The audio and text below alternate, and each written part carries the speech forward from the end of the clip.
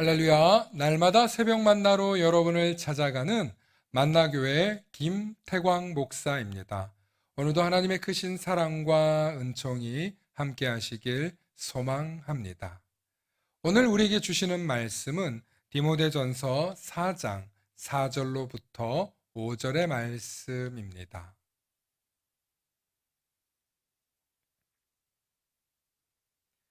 하나님께서 지으신 모든 것이 선함에 감사함으로 받으면 버릴 것이 없나니 하나님의 말씀과 기도로 거룩하여 짐이라. 아멘.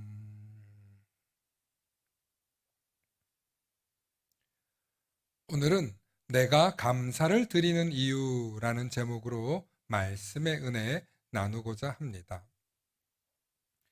영국의 유명한 설교자이자 또 성서 주석가인 매튜 헨리라는 목사님이 있었습니다. 그런데 이 매튜 헨리 목사님이 하루는 길을 가다가 그만 강도를 만나게 됩니다. 그리고 가지고 있던 지갑을 모두 빼앗겼고, 그리고 그의 몸은 다행히 무사해서 집에 와서 일기를 쓰게 되었습니다. 일기를 쓰면서 곰곰이 생각해 보니 감사한 것이 4가지나 있었습니다. 첫 번째는 이제까지 한 번도 강도를 만나본 적이 없었다는 것에 감사했습니다. 두 번째는 오늘 지갑만 빼앗기고 목숨은 빼앗기지 않은 것에 감사를 드렸습니다. 셋째는 지갑을 통째로 빼앗겼으나 사실 그 지갑에 얼마 없었던 것에 감사했습니다. 넷째는 내가 강도를 당한 사람이지 내가 강도가 아닌 것에 감사를 드렸다고 합니다. 이 예화를 읽으면서 저도 초등학교 때 이야기가 생각났습니다. 제가 초등학교 3, 4학년 때까지 오락실을 참 좋아했습니다. 평소 부모님께서 오락실 좀 그만 가라고 훈계하고 가르쳤지만 큰 화면에서 나오는 화려한 영상과 효과음은 저를 유혹하기에 충분했습니다. 그래서 심할 때는 학교조차 가지 않고 오락실로 가곤 했습니다. 하루는 학교도 빠지고 오락실로 갔다가 그만 불량배들에게 끌려갔습니다.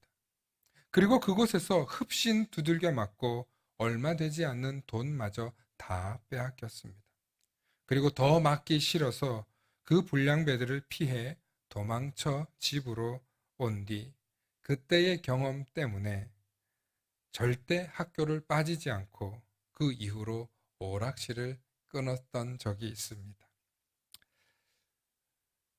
저는 그때 일을 생각해 보면 그렇게 어머니에게 매를 맞고 혼이 나도 갔던 오락실을 가지 않게 된 것이 신기했습니다. 아마 또다시 그런 불량배들을 만날까봐 두려워서 그랬던 것이겠죠. 지금도 그때를 생각하면 안타깝지만 그 불량배들 덕분에 바른 생활을 하게 되었고 오락실에서 시간을 낭비하지 않는 어린이가 될 수 있었습니다. 그래서 그때를 생각하며 저도 몇 가지 감사한 이야기를 여러분들과 나누고자 합니다. 첫째, 어린 시절 오락이 아무리 재미있어도 유익한 것이 하나도 없다는 것을 깨닫게 해주시니 감사합니다. 둘째, 어머니의 훈계도 듣지 않던 아이가 불량배에게 맞고 정신을 차리게 해주시니 감사합니다.